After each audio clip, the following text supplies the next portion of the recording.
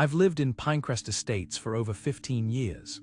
That's 15 whole years of fine-tuning my holiday spirit into a dazzling Christmas light display that would put Clark Griswold to shame. The neighbors might call it overboard, but that's just their subtle way of admitting that jealousy runs deep when you're known for turning the block into a twinkling wonderland. My modest 3-bedroom home sits on a corner lot, prime real estate for creativity, if you ask me. And every December, the steady stream of cars would slow to a crawl as families gawked at the carnival of lights synchronized to Jingle Bell Rock, blaring from strategically hidden speakers. The kids, bright-eyed and bouncing, would often shout, "Mr. Baxter, you're the Christmas king." I had the type of friendly neighborhood reputation that made even the Grinch's heart grow 3 sizes, or so I thought. But my peaceful existence was in for a rude awakening when Martha Jenkins, universally known as the HOA Karen, set her sights on the house directly across the street. Let me paint a picture for you. Martha is the kind of woman who wears pastel blazers and has a collection of decorative throw pillows that I'm convinced have never seen a single butt. You know the type. They have a clipboard permanently attached to their side, armed with a notepad full of rules and an unwarranted sense of authority. When she moved in last summer, I felt a foreboding chill, like the ominous pause right before someone breaks into Ring Around the Rosie at a funeral. From day one, Martha made her presence known. I'll never forget walking into my backyard, soaking in the sweet scent of freshly cut grass as I surveyed my holiday stockpile, which boasted inflatable Santas, glowing reindeer, and more lights than a Las Vegas strip club. It was the perfect afternoon, or so I thought. "Excuse me, neighbor." Martha's voice sliced through the tranquility like a serrated knife through pumpkin pie. I turned, expecting to see a lost dog or perhaps an invitation to a bake-off, but no. Instead, there she was, standing rigidly like a drill sergeant, clipboard in hand, and her glare fierce enough to scare a raccoon off a dumpster. "Pleased to meet you, I'm Martha," she started, forcing a smile that felt more like a warning. I simply had to drop by to discuss the Christmas lights. "Ah yes, the lights," I threw in, too enthusiastic for my own good. "They're the talk of the town, raising money for charity, spreading joy." Unfortunately, they're in direct violation of HOA standards," she interjected, raising an eyebrow as if she was lord of the HOA realms, and I was just a rogue jester in her court. "Direct violation," I stammered, half expecting her to point out that my twinkly lights were perhaps a fire hazard or possibly clashed with the shade of the neighbor's beige shutters. "But this is Pinecrest. Who doesn't love a little holiday spirit? Spirits should always be contained within reasonable boundaries," she replied, her smile tightening suspiciously. She noted some items down while I stood there bewildered. And so began my downward spiral into Christmas madness, just as I was preparing to flood Pinecrest Estates with joy. With one snarky comment from the community's reigning Karen, my winter wonderland was suddenly marked for demolition. Just wait, I thought. Oh, but Christmas was just around the corner, and there was still time to fight for the spirit of the season right. The sun was setting behind the perfectly manicured lawns of Crestwood Creek, throwing a warm golden glow over our pastel-painted houses like some sort of Instagram filter invented to make suburbia look picture-perfect. This was the kind of neighborhood where everyone mowed their lawns on Sundays, played tennis at the local courts, and virtually turned their houses into little versions of Pinterest boards, except, of course, for Martha. I had dubbed her the Enforcer long before our fateful interaction, as rumors of her tireless crusade against perceived HOA infractions circulated like wildfire. I was blissfully unaware of the storm brewing on that infamous evening, blissfully distracted by the twinkling lights I was stringing along the eaves of my house. Each bulb I attached was a note in the symphony of Hats Off to Christmas festivity, a rebellion against the beige sameness that threatened to envelop my little corner of paradise. My neighbors were used to my extravagant displays. I could practically hear the collective sigh of approval from Bob and Edith across the street as they sipped their spiked eggnog. But there she was, Martha, as if summoned by the faint scent of pine and Christmas cheer. She stomped up my driveway like she was charging into battle, brandishing a rather dog-eared printout in one hand. I squinted at it, wondering if it was a menu from the local diner or some sort of secret HOA manifesto. Those lights are a violation of Section 8.3 regarding excessive exterior illumination, she declared dramatically, squinting at me through her large tortoiseshell glasses. Glasses that, if I'm honest, only matched the aesthetic of someone who could frequently be found perched behind a desk at HOA meetings, chastising people for not aligning their mailbox colors. "Good evening, Martha," I managed to say before she steamrolled over my politeness. She glared at my lights with the intensity of someone who had found an unexpected dog turd in their perfectly trimmed flower bed. "Your gaudy display is lowering property values," she continued, hands on her hips, the very embodiment of a villain in a rom-com.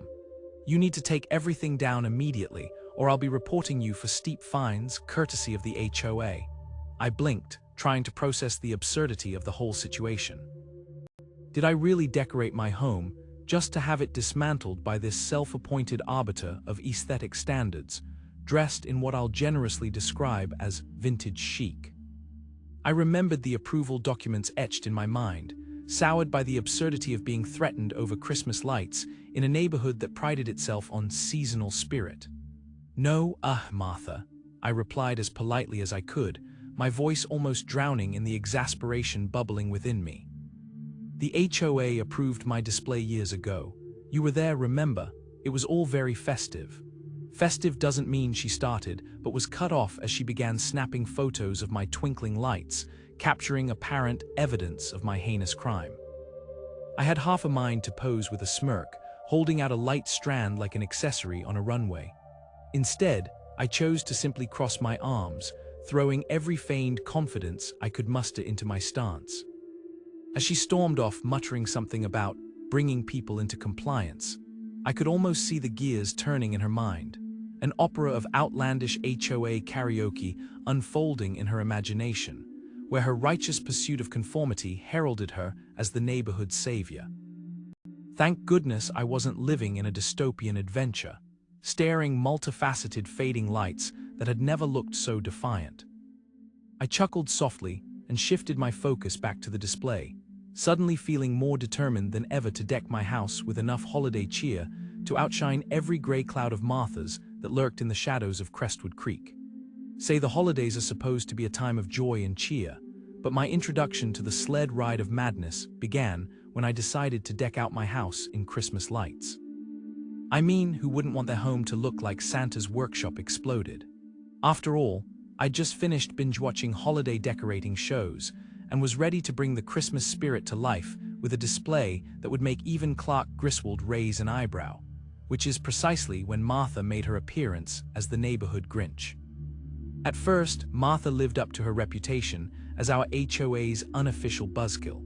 She was the kind of woman who brewed her coffee strong enough to fuel a tank, and her smile always bore the smirk of someone who just plotted the downfall of a festive season. As I lugged the last string of lights out of the garage, I could already see her perusing from her immaculate porch with freshly cut lawn edges and pastel-painted shutters, her eyes narrowed with judgment. By the end of week 1, things escalated rapidly. I came home from work to find a violation notice stuffed in my mailbox. Tacky decorations tarnishing community standards.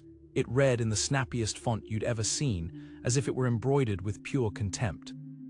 I couldn't believe this woman went full-on Christmas Orwell. It utterly tickled me, until I received the frantic call from the actual HOA president, Doug, who was somehow both embarrassed and flabbergasted. Hey, sorry to call you right before the holidays, but it seems that Martha has filed 17 separate complaints about your, decorations." Doug stammered, his voice drenched in awkwardness like an ice cube in hot cocoa. 17? Are you kidding me?" I interrupted, a chuckle slipping out. "What is she going to do next, set up a surveillance team?" Well, actually," Doug hesitated, as though bracing himself for the inevitable cringe. "She's demanded emergency meetings to discuss the Christmas light situation." As I hung up, I could practically hear Martha cackling behind her pristine window, a neighborhood committee on my lights. Before long, I began contemplating whether I should pitch the grandest, gaudiest display the world had ever seen. After all, nothing says "take that" like being festive on steroids. But a plot twist waited in the shadows. Eat Your Heart Out, Lifetime movie. On an ordinary Tuesday at 2 in the morning, I awoke to the faint glow of my security camera. Intrigued, I opened the app to find none other than Martha, clipboard in one hand, flashlight in the other, moving from one decoration to the next like a deranged Christmas inspector. She stood there measuring the distance from the white twinkly lights to the imaginary property line, humming an ominous holiday tune under her breath. Was this a horror movie? Because I was ready to scream. Then came the final straw. You can guess who made a surprise appearance on my doorstep a week before Christmas. The city code enforcement inspector, his notepad poised and ready to ruin my holiday cheer. Martha had gone above and beyond, claiming my twinkling wonderland created a traffic hazard. I blinked in disbelief as I ushered the infuriatingly chipper gentleman into my living room, where I swore I heard Martha's sinister laughter somewhere in the distance. Here we stood, just days away from the most festive holiday of the year, and somehow, I was on the front line of the battle of Christmas lights. I had to get creative quickly, because while Martha might have brought the fight to my doorstep, I wasn't about to let her trample all over my festive spirit without firing back. The sun was setting on our pastel-colored cul-de-sac, a vision of suburban perfection dotted with freshly cut lawns and mailboxes that could star in a modern art exhibit. I stood at the threshold of my house, a slight smirk playing at my lips as I watched the inspector's car roll away. He hadn't just cleared me of any violations, he'd practically showered me with compliments about my festive Christmas light display. Score one for the holiday spirit, but now having to deal with Martha, my HOA's self-appointed sentinel of decorum, was another story entirely. Seriously, it was like if Martha Stewart and an angry raccoon had a baby. She burrowed into your business and never let go. I couldn't shake off the weird sensation that there was more to her than just the high-handed, passive-aggressive emails about my excessive twinkling lights. Oh no, this was the woman who would exchange a cup of sugar for a complete character background check. With a determined flick of my wrist, I donned my investigative hat, which, let's be honest, looked more like a cozy beanie, and turned to the ominous black hole that is the internet. First, let's see what dark secrets our HOA's very own Queen Bee might be hiding. After a few too many rabbit holes of information, cue the spiral into property records, tax filings, and a couple of hours of pretending to be a detective, I stumbled upon something that made my jaw drop. Martha, dear sweet Martha, who had been so bold as to lecture me about the proper way to maintain my lawn gnome collection, was the owner of multiple properties in 3 different counties. I blinked, and not just because my tea had gone cold. And here's the kicker, she was claiming homestead exemption tax benefits on all of them. Newsflash, my over-enthusiastic HOA enforcer. You can only claim that on your primary residence. A quick scroll through the records, fueled by a mix of disbelief and caffeine-fueled zeal, confirmed it. This woman was living life like it was a bad reality TV show. But oh, it didn't stop there. I pressed deeper and found that she had registered several love-spotted shell companies obscured by legal jargon that would make your head spin faster than a tumbleweed in a tornado. They seemed to be funneling rental incomes from all her properties, all while conveniently listing losses on her taxes. "Huh," I murmured to myself, watching as each glaring inconsistency piled up like holiday decorations after New Year's Day. Looks like I've just cracked the neighborhood's very own tax evasion scheme. The queen of HOA harassment is cashing in while I'm just trying to string up some fairy lights. I leaned back in my chair, a mix of amusement and disbelief coursing through me. Did I really just discover that the very woman who harassed me over minor Christmas light infractions was possibly committing tax fraud on a scale that could fund my entire neighborhood for a decade? A wicked grin spread across my face. Oh, this wasn't over. Not by a long shot. I could practically hear the call to arms echoing in my head. A neighborhood showdown was brewing, and I was ready to elevate our ongoing light debacle to a whole new level. The thrill of the chase had awoken something in me. Who knew that flipping the switch on Martha's light of truth would provide such delightful revenge? There I was, sipping my mediocre home-brewed coffee, bitter enough to make a grown man cry, perched at my kitchen table, surrounded by what felt like a conspiracy board straight out of a true crime documentary. Red strings crisscrossed between a pile of property records labeled Martha Madness, business filings with ominously highlighted sections that screamed fraud, and tax exemption claims that would make even the sneakiest accountant shed a tear. I chuckled mirthlessly, channeling my inner Sherlock Holmes while lamenting my lack of a deerstalker hat. Martha Thompson, the self-appointed queen of the HOA, had overplayed her hand this time. From my humble abode nestled in Smithfield Meadows, where the lawns are fresher than a morning dew and the pastel houses look like they were plucked from a Dr. Seuss book, Martha had her sights set on policing every flower, every fence, and blessedly, my holiday light display. Seriously, all I wanted was to bring a little holiday cheer into our cookie-cutter corner of suburbia, but no. This woman had a PhD in petty. Ever since I strung up my Christmas lights, Martha had been on my back like a seagull on a French fry. "Your lights are too garish," she'd screeched at the last HOA meeting, her eyes flaring with indignation like some deranged elf. "And you need to adhere to the color palette set forth in Section B, Article 14, Paragraph 8 of the HOA bylaws." She practically dripped with smugness, like she was the gatekeeper to Santa's workshop. But this wasn't just about lights anymore. No, as I meticulously laid out my findings, a plan began to take shape in my determined little brain. First, I had my historic documentation, approved displays from years past, backed by official emails, and testimonies from fellow neighbors, all ready to rain on Martha's parade of pretentiousness. Next HOA meeting, I would walk in with evidence that would make Captain America proud. I could already imagine the delight on everyone's faces when they saw Martha's meticulously curated facade of righteousness crumble. It was harmony in a sea of passive-aggressive post-it notes left on yards. Next stop, revenge, justice. If Martha continued to be a thorn in my side, believe you me, I was ready for the showdown of the century. I'd gather the smoking gun that was her tax fraud scheme. Oh yes, my trusty accountant friend had confirmed that Martha wasn't just a stickler for rules. She was a cavalier architect of deceit.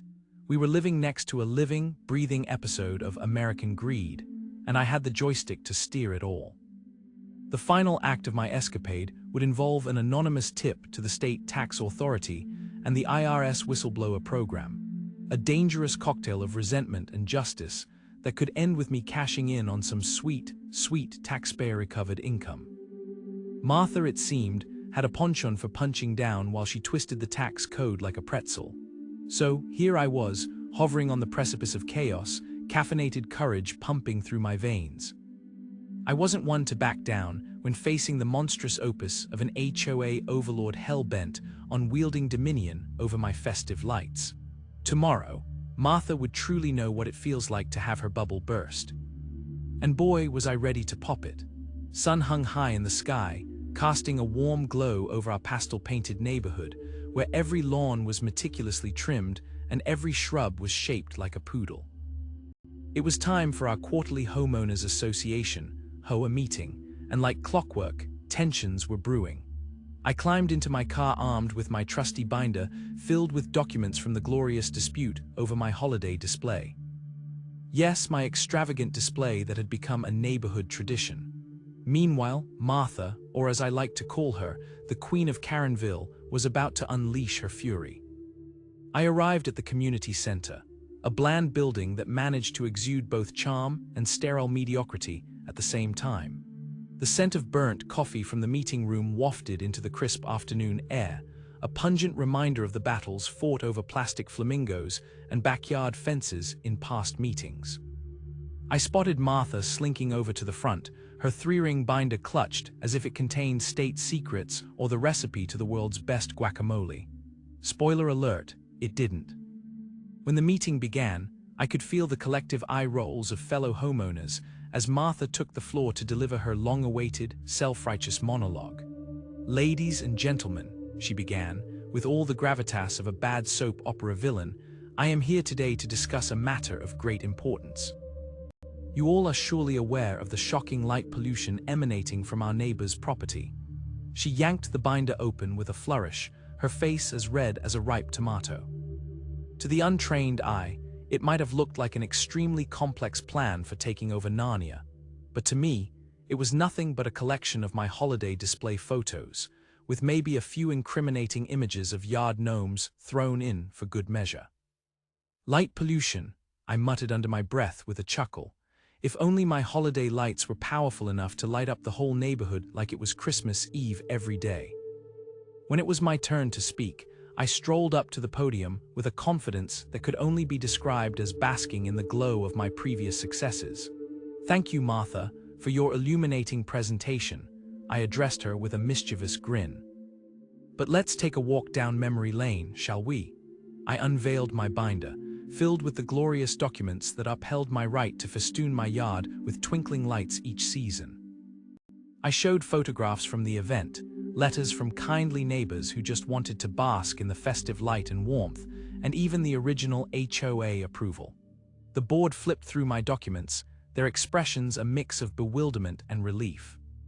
"In light of this evidence," the chairperson said, straightening her glasses, "the board reaffirms our approval of the holiday display." Cue the sound of crickets, or in this case, a very irate Martha. Her face nearly burst into flames, but I could barely suppress a smile. Checkmate. 2 days later, I returned home from work to find a slightly crumpled note taped to my door that read, "You will regret defying me. Consider this your warning." Oh, how dramatic could one person be? I shook my head, tucking the note in my pocket and laughing. I had a better idea. A carefully packed package for the state tax authority and the IRS. Oh yes, the sweet thrill of tax returns and property records. I plugged everything into their anonymous reporting system, fueling what I hoped would be the beginning of a delightful governmental investigation into Martha's suspicious property claims. Weeks passed, and one fateful morning, I noticed a shadow lurking by Martha's house. Unmarked vehicles parked like they were playing the world's worst game of hide and seek. I leaned against my fence, an amused grin stretching across my face. Little did Martha know, while she was plotting her revenge against my Christmas cheer, she had unwittingly turned herself into the main act in this slapstick comedy of errors that was our neighborhood. Well, this was only the beginning. Was a picture-perfect Saturday afternoon in what I like to call the Pleasant Pines suburban paradise. The sun was shining, the birds were chirping, and the freshly cut lawn smelled so good you could practically feel gratitude wafting through the air, if gratitude came in the form of sweet, sweet grass perfume. I leaned back on my front porch, sipping my iced tea while keeping one eye on my neighbor Martha, who was hosting what she dubbed a compliance committee meeting. I swear, every time she said compliance committee, I heard the word Karen echo through my mind. Martha was one of those neighborhood stalwarts who prospered on rules. She wore her HOA badge with an all-too-proud swagger, pointing out misplaced lawn decorations and violating shrub heights with the fervor of a medieval knight prosecuting a war against chaotically placed flower pots. She was the sort who thought a well-mulched garden was the ultimate test of character.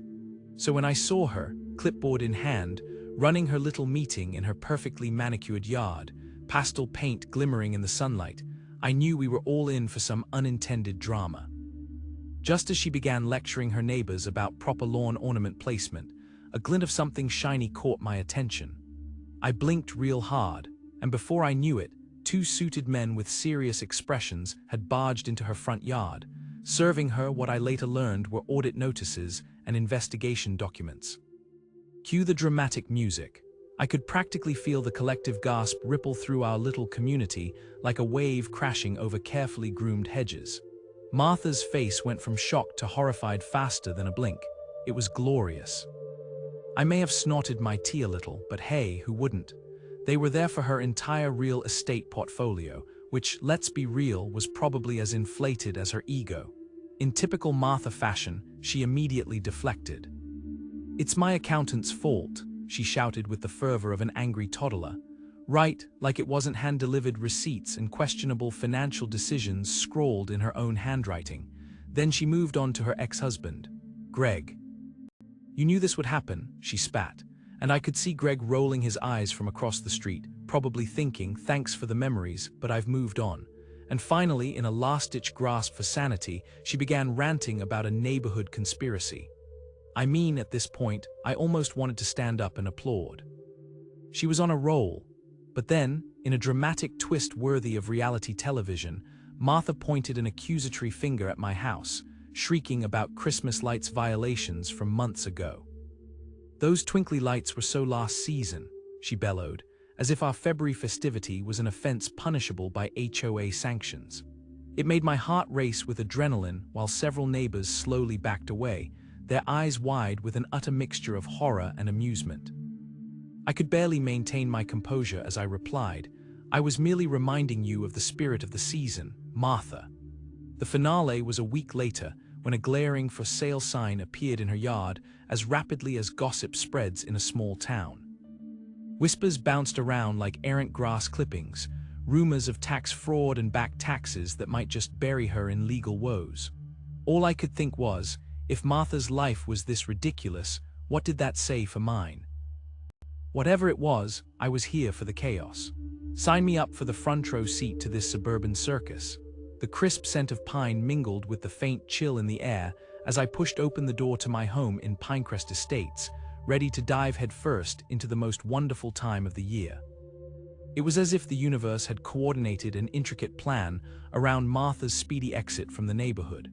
Her overreaching reign of entitlement had been cut short, God bless her dramatic flair, and now the once tense atmosphere was filled with the joyous anticipation of Christmas. As I glanced out at the pastel-painted houses lining our street, I could see my own abode, uniquely adorned with flickering lights and shining ornaments, not nearly enough for my secretive vision. But that would change. Oh, it would change indeed, because this year, I was officially undertaking the role of the Christmas wizard, transforming our neighborhood into a sparkling winter wonderland. The icing on my holiday cake came when the HOA board, evidently itching to wash away the sour taste of Martha's antics, voted to create an annual neighborhood lights festival, inspired by none other than me. My heart sang like a choir of angelic voices at the news. They intended to foster some good old-fashioned community spirit and raise some funds for charity to boot. I had single-handedly turned our neighborhood's holiday spirit from ghostly gray to vibrant mint green. Take that, Martha. I still chuckled at the memory of Martha's face when she realized her hold on Pinecrest had slipped away. After her dramatic exit, complete with her wildly gesticulating hands and screaming into the void monologues, our collective sighs of relief made the air feel lighter, like a balloon that finally escaped its string. Months drifted by faster than a snowflake on a brisk December morning. That's when I received an official letter from the IRS whistleblower office. Talk about ringing in the season with a bang.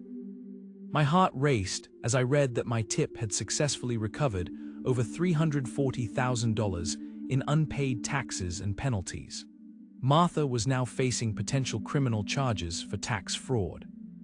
Talk about poetic justice, I felt like a holiday superhero. Of course, I kept my whistleblower status a secret. You know me, nothing says Christmas cheer like absolute discretion. But oh, the glee. I couldn't help envisioning small animated figures of Martha, dressed as the Grinch, naturally, climbing my roof, ladders slipping and groceries falling from her hands, all while she bumbled about, trying unsuccessfully to steal Christmas joy. With a few mouse clicks, I cleverly allocated some of my whistleblower reward to elevate my Christmas display to epic new heights. I even added a friendly hologram of Santa giving a cheeky thumbs up, as if to say, "Don't worry, Martha is gone and the holidays are back." Sometimes, I mused, the best revenge against the entitled is not just in exposing their hypocrisy, but rather watching the consequences of their actions while you continue to sprinkle a little joy in the lives of everyone around you. As I filled my yard with decorations, each twinkling light felt like a secret victory wrapped in shimmering foil. Pinecrest Estates was ready to bask in the Christmas glow. All we needed was the festive air of festivities, family, and, oh yes, Martha's inevitable downfall, perhaps even on the evening news.